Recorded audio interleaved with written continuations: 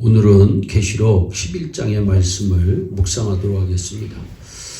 오늘 계시록 11장 15절 말씀에 그리스도의 나라라고 하는 말이 나옵니다. 예수님은 전도를 시작하시면서 때가 찼고 하나님의 나라가 가까이 왔으니 회개하고 복음을 믿으라 마가복음 1장 15절에 말씀하셨습니다. 하나님의 나라는 예수님의 중요한 가르침 가운데 하나입니다. 그럼 그리스도의 나라는 과연 어떤 나라일까요? 그리스도의 나라는 그리스도께서 왕으로 다스리는 나라입니다. 본문에 그리스도가 세세토록 왕노릇 하신다는 말씀이 반복해서 나옵니다. 15절 끝부분을 보면 그가 세세토록 왕노릇 하시리로다. 17절 끝부분에도 옛적에도 계셨고 지금도 계신 주 하나님 곧 전능하신 이여 친히 큰 권능을 잡으시고 왕노릇 하시도다. 그리스도의 나라는 그리스도께서 왕노릇 하시는 나라, 그리스도께서 왕이 되어 통치하는 나라입니다. 우리는 그리스도가 왕이라는 말의 바른 뜻을 알아야 합니다. 그리스도가 왕노릇 한다는 것은 예수님께서 백악관이나 청와대에 자리 잡고 나라를 다스린다고 하는 뜻이 아닙니다. 왕이신 그리스도가 앉아있는 대표적인 곳은 사람들의 마음 가운데입니다. 사랑하는 여러분의 마음이 먼저 그리스도의 나라가 되어야 합니다. 그러면 여러분이 있는 곳이 그리스도의 나라가 되는 것입니다. 18절 말씀을 보면 그리스도가 왕이 되신 일에 대해서 이방 여러 나라가 분노했다고 말씀합니다. 어떻게 그가 왕이 될 수 있느냐고 떠들었을 것입니다. 우리는 그의 지배를 받을 수 없다고 떠들어댔을 것입니다. 주님은 진노하셨습니다. 무서운 권세를 발휘해서 심판하십니다. 이 심판은 역사를 통해 이루어집니다. 또 자연현상을 통해서 이루어집니다. 주님은 살아있는 사람들만 심판하는 것이 아니라 죽은 자들까지 심판하시는 분이십니다. 그리스도의 권세는 죽음의 세계까지 지배하는 무서운 권세입니다. 18절 끝에 땅을 망하게 하는 자들을 멸망시키는 때가 되었다는 말씀이 있습니다. 땅을 망하게 하는 자들은 왕이신 그리스도가 행하시는 심판의 대상이 되는 것입니다.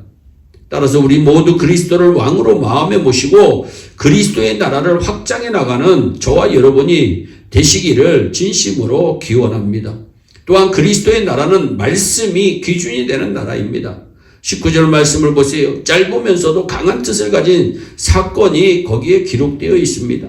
하늘에 있는 하나님의 성전이 열리니 성전 안에 하나님의 언약궤가 보였다고 말씀합니다. 언약궤는 법궤입니다. 증거궤입니다. 율법을 기록한 돌판과 만나를 담은 항아리, 아론의 쌍난 지팡이가 그 안에 들어있습니다. 이 증거궤는 성막시대에 성막의 가장 중요한 곳, 성전시대에는 성전의 가장 중요한 곳, 지성소에 있었습니다. 언약궤는 그리스도의 나라는 그의 말씀에 의해 통치되는 나라라는 것을 강하게 알려주는 것입니다. 언약궤는 십계명이 새겨져 있습니다. 언약궤는 하늘에 있는 하나님의 성전이 열리고 번개와 음성들과 우리와 지진과 큰 우박, 장엄한 광경을 배경으로 하고 보였습니다. 이제 이 말씀을 기준으로 하지 않으면 번개, 우레, 지진, 우박이 재앙으로 너희에게 임한다는 경고의 의미의 말씀입니다.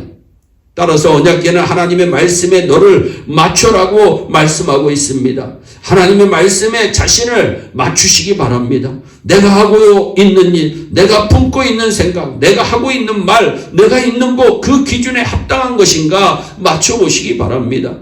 그것이 여러분의 마음이 그리스도의 나라가 되도록 하는 중요한 요소 가운데 하나가 될 것입니다.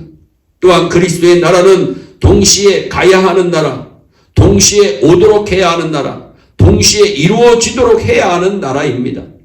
우리는 천국은 우리가 가야 하는 곳으로 알고 있습니다. 우리의 죽음과 관계에서 천국 하늘나라는 가야 하는 곳입니다. 찬송가에서도 주 사랑하는 자 다 찬송할 때 후렴에 저 맑고도 묘한 시온성 향하여 가세, 내 주의 찬란한 성에 찬송하며 올라가세라고 찬송합니다. 우리의 삶과 관련해서 또한 하나님의 나라는 오도록 해야 하는 나라가 되어야 됩니다. 예수님은 기도를 가르쳐 주실 때 나라에 가게 하옵시며라고 기도하라고 하지 않았습니다. 나라가 임하게 해달라고 기도했습니다.